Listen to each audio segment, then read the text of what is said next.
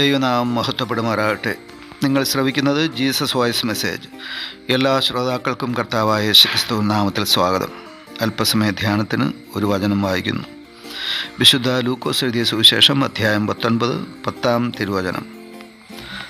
കാണാതെ പോയതിനെ തിരഞ്ഞ് രക്ഷിപ്പാനല്ലോ മനുഷ്യപുത്രൻ വന്നത് എന്ന് പറഞ്ഞു. കർത്താവിൽ പ്രിയരെ, നാം വായിച്ചു കേട്ട വിശുദ്ധ ലൂക്കോസ് എഴുതിയ സുവിശേഷം അധ്യായം 19 അതിൻ്റെ 10 തിരുവചനത്തിൽ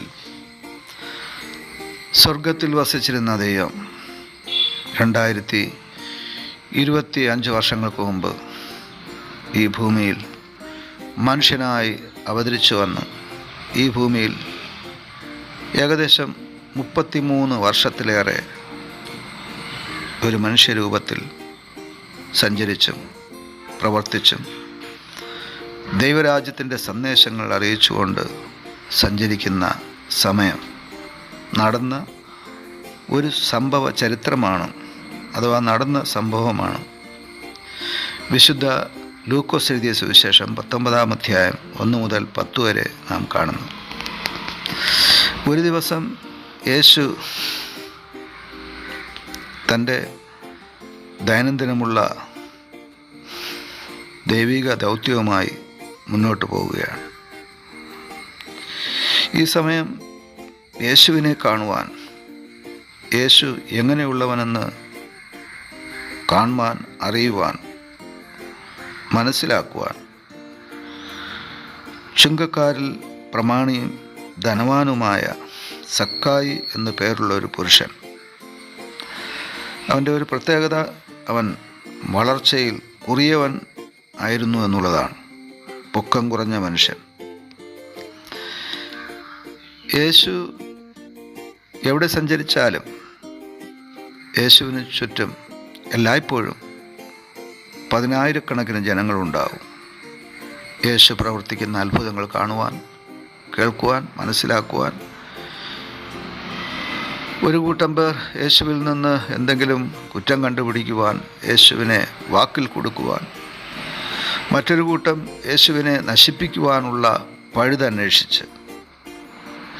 ഇനി വേറൊരു കൂട്ടമുണ്ട് യേശുവിൻ്റെ അത്ഭുതങ്ങൾ മാത്രം കാണുവാൻ.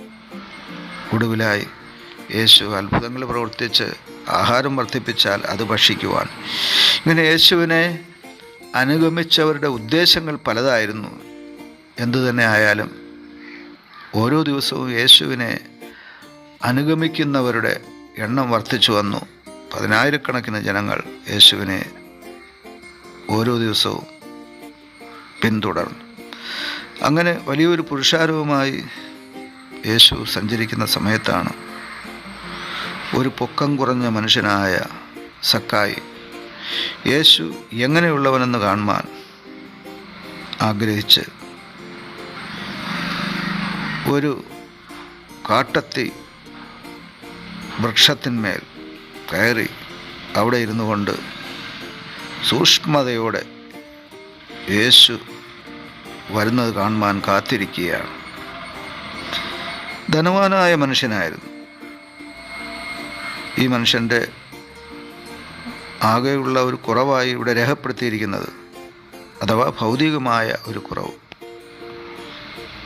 ആത്മീയമായ കുറവുകളുടെ എണ്ണമല്ല പറയുന്നത്, ഭൗതികമായ ഒരു കുറവായി പറയുന്നത് പൊക്കം കുറഞ്ഞ മനുഷ്യൻ, അഥവാ വളർച്ചയിൽ കുറിയവൻ ആയിരുന്നു എന്നുള്ളതാണ്.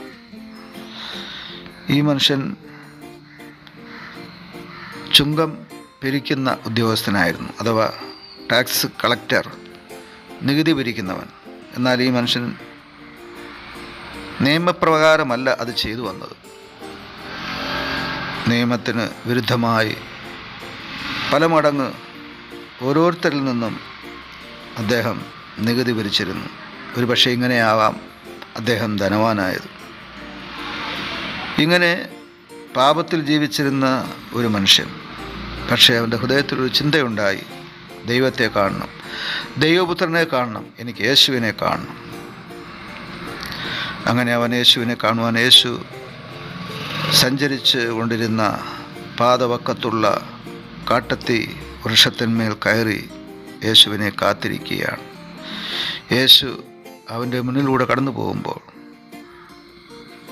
ആ വൃക്ഷത്തിന് മുകളിലേക്ക് നോക്കി, സക്കായിയെ, ഇറങ്ങി വാ, ഞാനിന്ന് നിൻ്റെ വീട്ടിൽ പാർക്കേണ്ടതാവുന്നു എന്ന് പറയുമ്പോൾ അവൻ സന്തോഷത്തോടെ ചാടി ഇറങ്ങി യേശുവിനെ കൈക്കൊള്ളുന്നതും യേശുവിനെ സ്വീകരിക്കുന്നതും, യേശുവിൻ്റെ മുന്നിൽ അവൻ തൻ്റെ ഗതകാല പാപങ്ങളെല്ലാം ഏറ്റുപറഞ്ഞുപേക്ഷിക്കുന്നതും അവനൊരു പുതിയ സൃഷ്ടിയായി മാറുന്നതും നാം കാണുകയാണ്.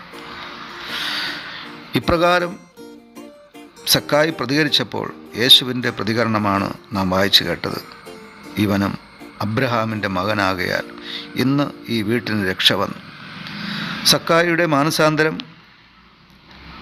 സക്കായിക്ക് മാത്രമല്ല, അവൻ്റെ ഭവനക്കാർക്ക് കൂടെ, കുടുംബക്കാർക്ക് കൂടെ രക്ഷയെ നേടിക്കൊടുത്തു എന്നുള്ളതാണ്.